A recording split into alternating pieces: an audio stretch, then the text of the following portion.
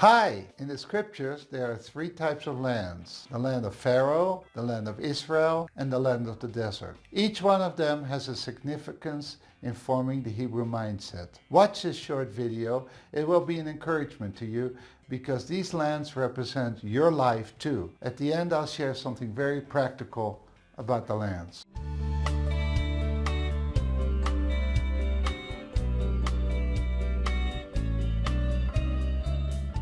Of course, all the earth belongs to God, but it's like it's set in those three places. The first land was Egypt. Egypt was the place where the Pharaoh ruled with an iron fist. Pharaoh thought he was the God of order here on earth, or they called it Maat. If you go north on the Nile River from Sudan, you'll run into this. It's a clear marking that one is entering the land of the Pharaoh. God liberated the Israelites from Egypt. God showed the Pharaoh that he wasn't God, but that the Lord was God. By the way, this seems to be the main lesson throughout the entire Old Testament that God is teaching people. Then once the Hebrews were liberated, there was a second land, the land that was given by God to the Israelites. The land flowing with honey. The honey refers to the agriculture of all sorts of sweet fruits. It is where it is green, and they are very well provided for there. A perfect example of this would be the valley of Jezreel or Armageddon. This is the land of the Israelites. The blessings of the Lord are there all over. This place, however, comes with one big test. When all goes well, do not say, "My hands have done this." It's the most difficult test. You want to read Deuteronomy 8 for that. Then the third land belongs to God. Of course, everything, like I said, belongs to God. It's the desert, the land flowing with milk. The milk refers to the produce of the sheep or the shepherds or the desert, about 70% of Israel. This is where God trains. It is the place where one has to totally depend upon God.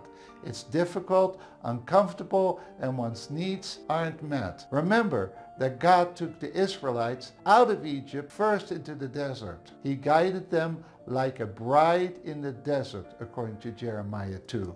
He gave his instructions in the form of the Torah in the desert. By the way, Torah means instruction. God trained David in the desert, and even Jesus Christ started his public ministry for 40 days in the desert. Watch this video about the temptations of Jesus in the desert. Maybe you're in the desert. It could be that you're struggling with a disease or the loss of a loved one. I think our ministry has gone through the desert with the politics and the coronavirus. We were all in total lockdown.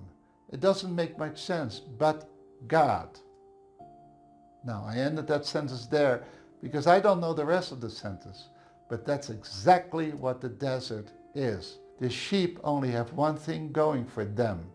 The shepherd is there. Remember the big promise of the Great Commission. It's even preceded with an exhortation to pay attention to that. I will be with you. So yes, the desert is very difficult. The desert has rocks which can hurt you, but the honey is in the desert, according to Psalms 81. If you want to learn a little bit more about these three lands, take some time to read Deuteronomy 8. Now, there's one thing left to do. STLB, smash the like button. When you do this, it helps the YouTube algorithm to know that they need to share these videos. In other words, you help other people hear the gospel and hear about how they can know Christ as Savior. Thank you so much. God bless you. Bye-bye.